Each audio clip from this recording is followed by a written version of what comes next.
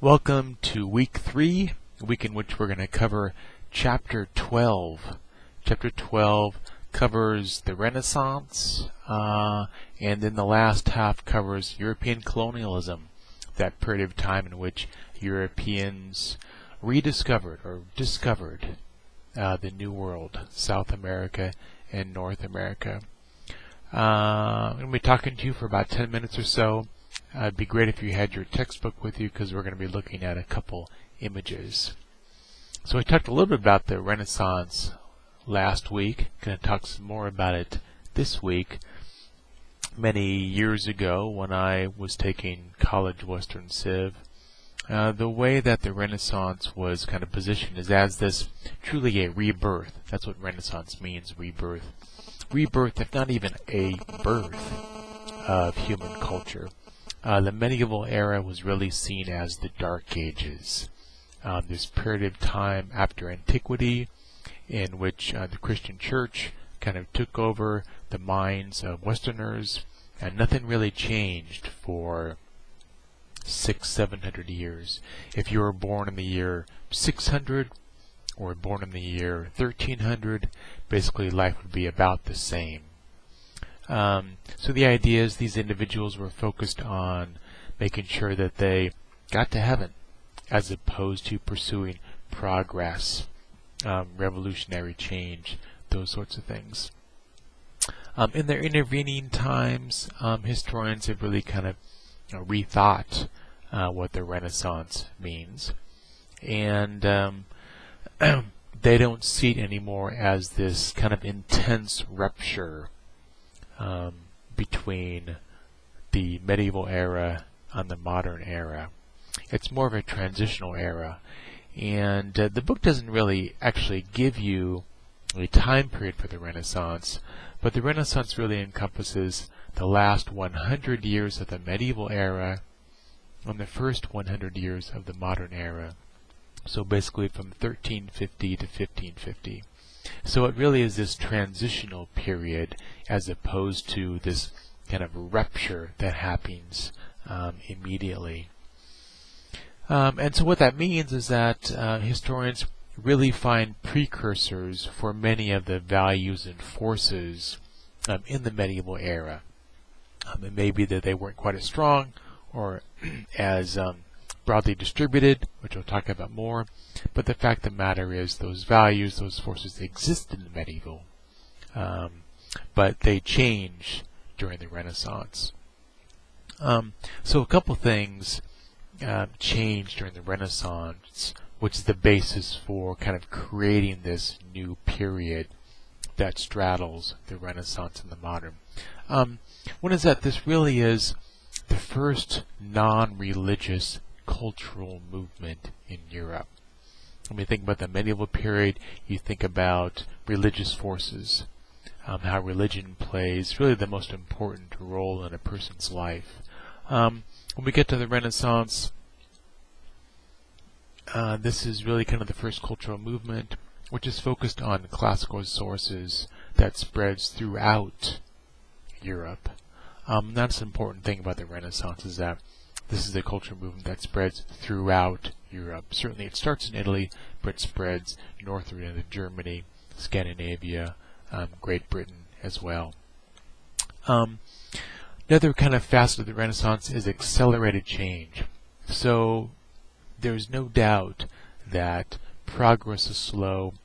In a tradition-bounded medieval era, there just wasn't a lot of change. So what we see in the Renaissance and then of course into the modern era is accelerated change, whether those are cultural changes, social changes, political changes, whatever those may be. Especially after the printing press, cultural changes and social changes become quicker and quicker. As you learn in this chapter, much of kind of the source for the cultural change of the Renaissance comes from kind of a rediscovery of classical sources. Those writers during ancient Greece and ancient Rome who wrote histories, who wrote literature, who wrote about the incredible achievements of ancient Greeks and ancient Romans. And so during this Renaissance period, this is really kind of the first time in which a non-religious source takes on such cultural meaning and provides kind of an alternative, or at least a supplemental guide to right living. So the idea is, man cannot live on just the Bible alone, right? But he or she needs the Bible and also classical sources as well too. The other important point about the Renaissance is this is really an urban movement. The medieval era is really about living, trying to survive in rural areas. After the fall of Rome, there were periodic insurgencies into Europe, whether it's the Germanic tribes, first of all, and then later the Vikings. So it was really just safer for individuals to not congregate in urban areas, but to be spread throughout decentralized and rural areas. With the Renaissance, we really see now the domination of cities. Now, it's not as if everyone is moving to the cities. That's not going to happen for a couple more centuries.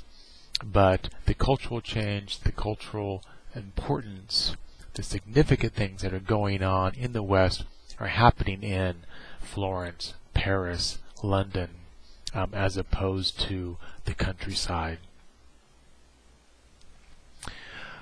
When people talk about the Renaissance, when historians talk about Renaissance, really talk about kind of 4 key values. These are not new values, as I said before, but they take on added significance during this period. And the first one is individualism. And, of course, we as Americans are very familiar with that idea. But the medieval era, when you think about kind of right living, or the sorts of laws, rules, conventions that guide behavior and practices, those are very much community bound. And that's still going to be the case in the Renaissance and in the modern, even up to today. But the idea is now we're starting to get individuals who say, hey, you know what, I've got talents, all right? I've got my own ideas of how I want to live my life, right? And within the bounds of, maybe community conventions, right, I can decide how I want to live my life. Second value is realism. Chapter 12 talks about Machiavelli in his very famous book, The Prince. And that's a great instance, a great demonstration of the importance of realism. When we talk about political philosophy prior to Machiavelli, much of it is put together by Christians, at least in the West. And these are individuals who are trying to give guidance to secular rules that have their basis in Christian theology. And so really they're very idealistic, very aspirational, right? And what Machiavelli says, he says, you know what? Let's look at what's actually going on. Right? Let's look at the forces. Let's look at the dynamics that are compelling rulers to do as they do. And what he discovers is that there's no way that a ruler can fulfill the requirements of his role acting like a Christian. Right? There are, neighboring countries who want to conquer you. There are foreign entities that want to destroy you. And so Machiavelli says, you know what? A good ruler, right, can't put his salvation at the top of his priorities. Right? His top priority is security, right, and flourishing. Right? He needs to make sure that he has a safe country, safe nation, where his people can flourish. Right? And that may take doing good, but also on occasion doing evil. And that's just the plight of the ruler. So realism. The third value is activism. And that's just that idea that, hey, you know what, maybe humans can make change for the better. Right? Especially as these individuals encountered classical literature and discovered all of these fantastic things that ancients had done. well, then you got to kind of reflect, well, if they did these great things, and yet during the medieval period, we're stuck in the countryside with our plows just trying to survive, why haven't we progressed over the ensuing 1,500, 2,000 years? So the ideas during the Renaissance, this idea of activism, right? That human beings can improve their plight through their own efforts, right? Don't just necessarily rely on tradition, what has worked for the past centuries or even millennia. And then the fourth value is secularism. So this is not the idea that everyone becomes an atheist, everyone chucks religion, and now it's all about Greek philosophy. It's just mild change, slow change. It's just that idea that maybe definitely religion has its role in human life, but maybe there are some facets, some components of my reality in which other sources, like the Greeks, right, or the Romans, can provide better guidance, right? So it's kind of that slow kind of idea of separate spheres.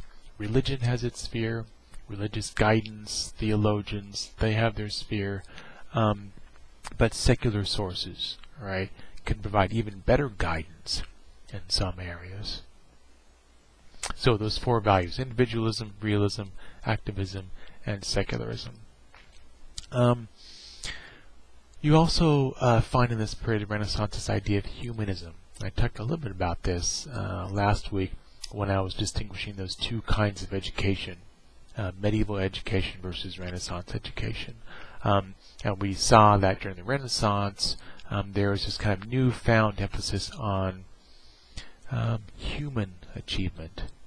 That education can't be just about revealing God's plan for humanity, but we also need to motivate contemporaries by showing all the fantastic things past humans have done. So there is this addition of philosophy and literature and history into the curriculum to demonstrate what humans have done in the past. And a great example of that is in your textbook. Look over on page 400. Over on 400 you'll see 3 examples of a sculpture, and then that little bit of Michelangelo's Sistine Chapel.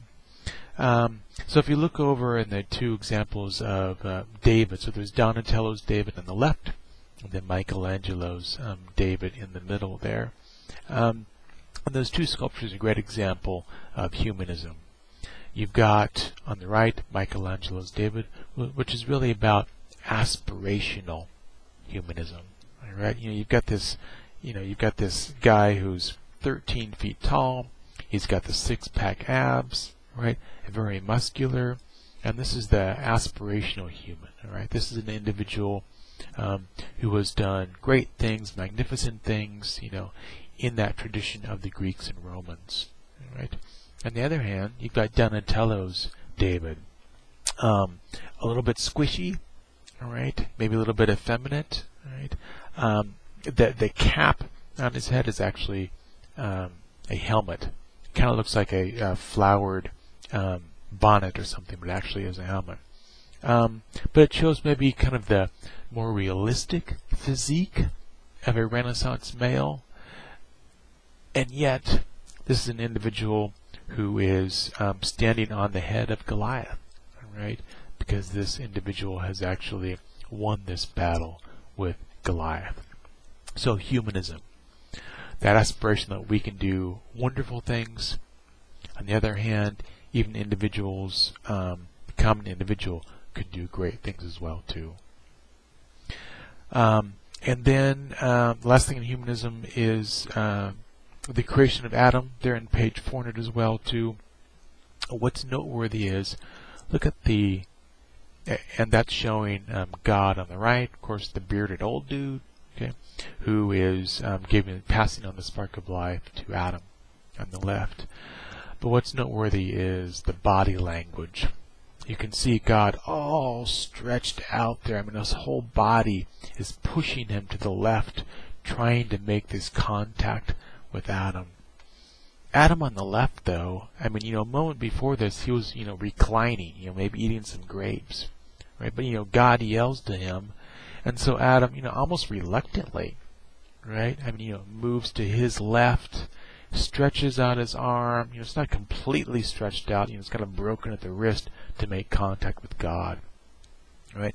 You almost kind of get this idea that, Adam is saying, I can do great things by myself, right? But, if you really feel like, you need to give me the spark of life, then, this is going to make you feel better, God, all right, then, I'll do that. So it's just that kind of idea that, humankind is great and can do fantastic things of his own talents, right, his own specialties. All right, last thing to talk about is this idea of single point perspective.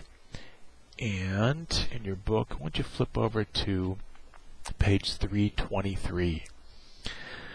That's the first 2 pages of chapter 10, page 323. And you'll see a blow-up of a medieval painting. And this is, of course, there's perspective here, but it's not a scientific, linear sorts of perspective that we're going to see in the Renaissance. And you can see there are a couple of problems with this, with the perspective in this medieval painting. I mean, look at the bench that the individual is sitting on. Doesn't it look like he's about to slip right off of it? I mean, it's kind of facing down. If it was an icy day, he just kind of slip right off of that. Could look at the 2 guys who are kneeling down. They're so close together, they almost seem like they're on top of each other. Also, look at the faces of the 6 individuals. They're not individuated. I mean, they all look like they could be brothers, right? And then the last thing is in the background, that kind of rock in the left. So what size is that? I mean, from the painting, it looks like maybe it's about the same size as one of the humans. But is that the case? All right. I mean, it looks to me like it could be some kind of a mountain, which means it's out of proportion to the other objects in the painting. And then that little plant that's in the green part of that kind of mountain seems like it's out of proportion as well too. So some real perspective, some real proportion challenges that have not yet been conquered in the medieval period. So now flip over to page 396. Page 396, you'll see an image of Masaccio's The Trinity and the Virgin. And this is a great example of a single one-point perspective. So let's see if I can explain this to you. If you look at the arched, soffitted ceiling there behind Christ, and you'll see that if you go from foreground to background, there are 6 soffits in a row. So the idea is if you connect the sides of those 6 with a line and draw a line connecting all those, you'll see that line come all the way down to the bottom of the painting at the center. And no matter what line you might draw along those soffits, they all converge at the same spot. They all converge at the bottom of the painting, right in the center. And so that's a single point perspective. The idea is that is where a viewer's eyes, a viewer's head would be looking at that painting. Right? And it's only through that kind of scientific linear sorts of perspective that proportionality can be rendered appropriately. I mean, perspective is all about properly depicting a 3D object on a 2D surface, and especially an object's relation to other sorts of objects. And that's one of the benefits of perspective. Another great example is page 399. You've got Leonardo da Vinci's The Last Supper, right? And you can see on either the right or the left, you see those. I don't know if those are doors or tapestries, porticos of some sort, and looks like there are 4 on either side. So take the top edge of those openings, we'll say, and draw a line across all of those, and you'll see that the line converges, all right, at Christ's head. Likewise at the left, all right, draw a line along those, all right, perspective converges on the left. So the idea is that this linear perspective, parallel lines converge in a vanishing point or a single point, and that helps an artist, right, get the perspective and the proportionalities correct. And that's one of the things that's new in the Renaissance, that it really takes some mathematics to get that perspective correct. Alright, so you got your typical quiz that you do today, and also your 2 discussion boards. Both the discussion boards are about this interaction between Europeans and native peoples in the Americas. So enjoy, and have a great week.